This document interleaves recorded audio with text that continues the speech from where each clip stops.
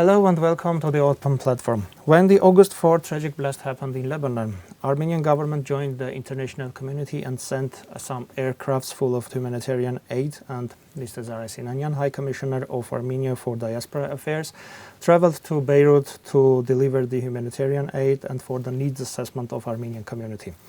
Today I invited Mr. Sinanyan to discuss the results of his visit and how the government of Armenia tries to assist the repatriated Lebanese-Armenians. Mr. Sinanyan, thank you very much for your time and joining us. Thank you very much for having me.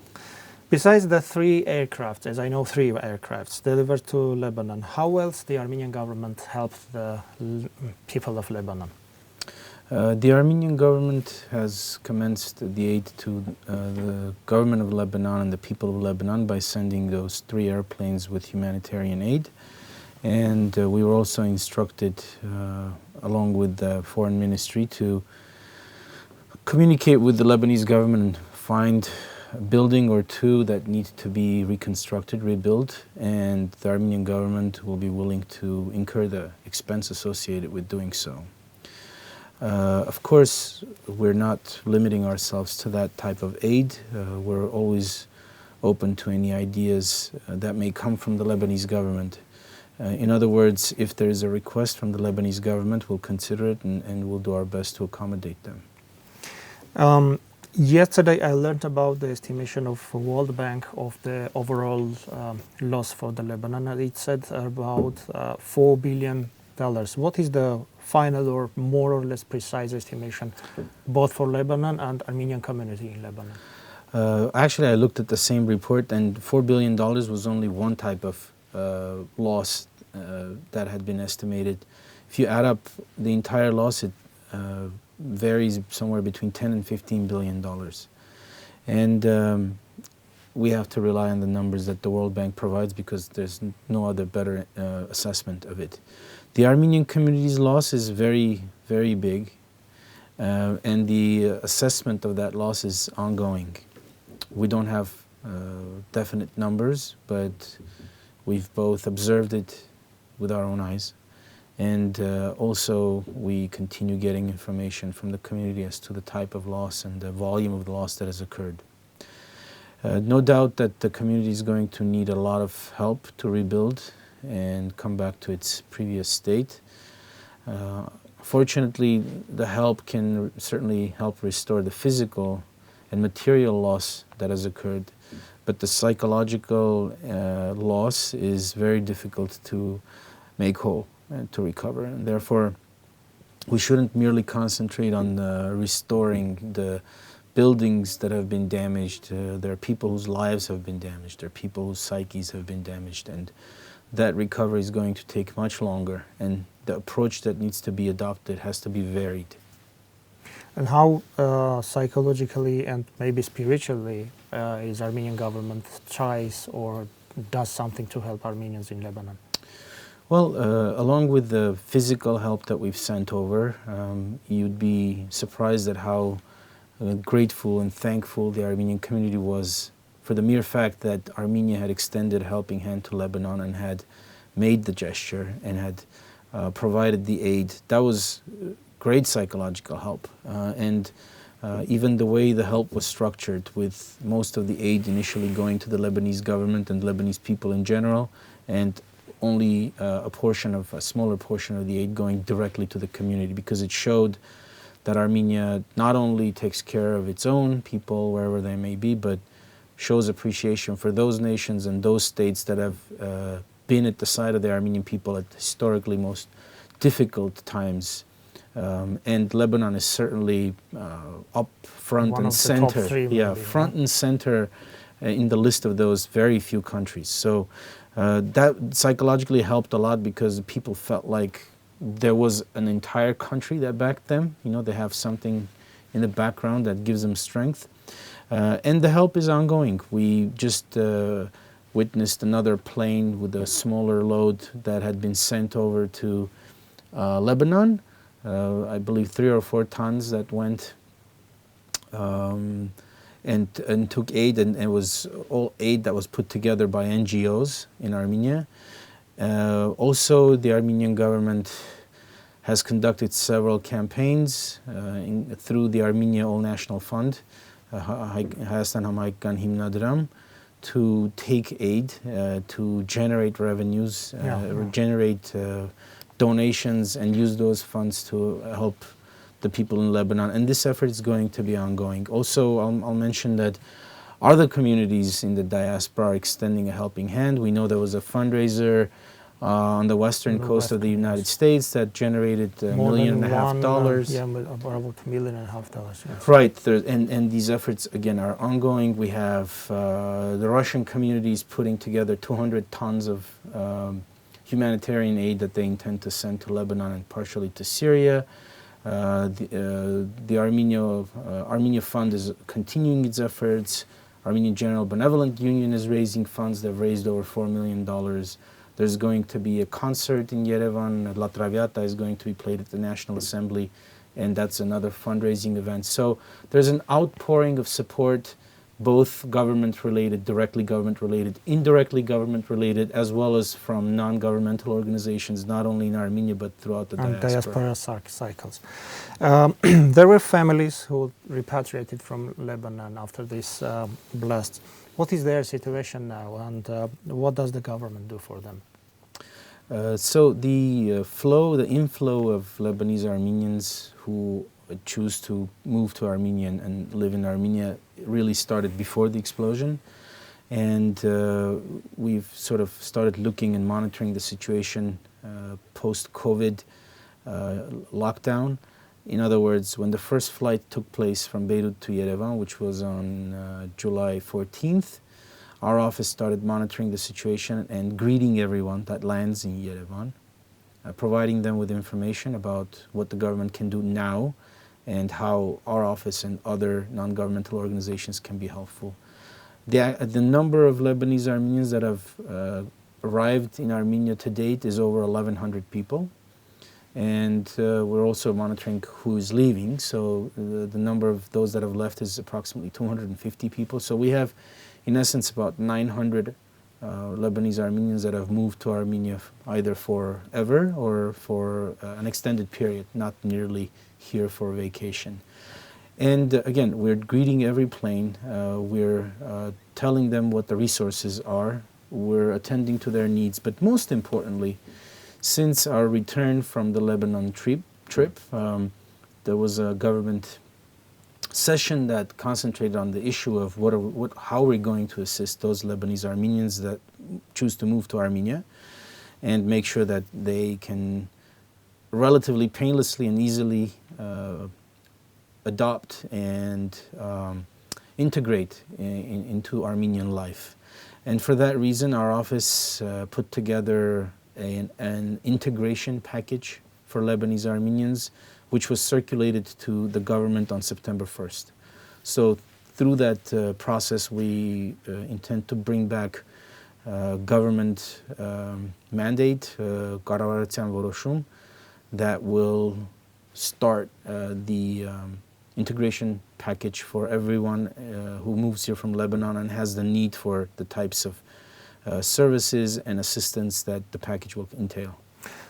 Before we come to the package and the details about package, please tell us what is the procedure when the Lebanese-Armenians arrive in Armenia and they want to live here forever, stay here forever? Well, currently the process is the same as it is for any other Armenian that arrives in Armenia and intends to stay and live here. They come and either they have to fill out some paperwork in order to extend their stay here through the means of either citizenship or residency rights. Armenia has several types of long-term residency rights. And of course, then people encounter the normal problems that they would encounter anywhere else. They have to find a place to live. Most people look for a job. Fortunately, a lot of Lebanese-Armenians in the last 2 years have accepted Armenian citizenship. So the first part of the problem is not critical. We're not seeing an influx of a large number of people applying for citizenship here. Mm-hmm. We are seeing it happen in Lebanon. So Lebanese-Armenians still go to the embassy and apply for citizenship because they can. But most people that arrive here, not all, but most people already have citizenship. Also, we're fortunate that those that have arrived, many of them have already procured residences in Armenia previously. Either they've bought them or they've rented them, or they have relatives who live here who are assisting them to find a place to live. And jobs, our office is working non-stop and working with our counterparts in the Armenian government to assist them get jobs. We're also working with police the private departments, with maybe. police departments, with the nationalization and passport office, with the Ministry of Social Services, with the Ministry of Healthcare, with the Ministry of Education, because real people have real problems. People have health issues. Indeed. People have children that they need to place in schools. So we're helping them with that process. Once the package is in place, of course, all of that will be much more systematized, and it'll be it won't be an episodic helping this individual, that individual. It'll be more uniform and systemic. Public television of Armenia reported about the package for Lebanon, as you mentioned. And my experience showed that when Syrian Armenians escaped the civil war in 2012 and came to Armenia, that time as well, government assisted them, or at least tried to assist them with providing citizenship, implementing some business programs. Some of them even started their businesses, but however, some of them choose to leave Armenia. So what is the difference between the package you presented to the government and the previous one? It is my understanding, of course I was not part of the government previously and I don't speak for them and what they've done, but it's my understanding that what Armenia provided to Syrian Armenians was not really a government package, but it was more of a cooperation with international organizations like the UNHDP, other UN agencies, other international organizations that dealt with refugees.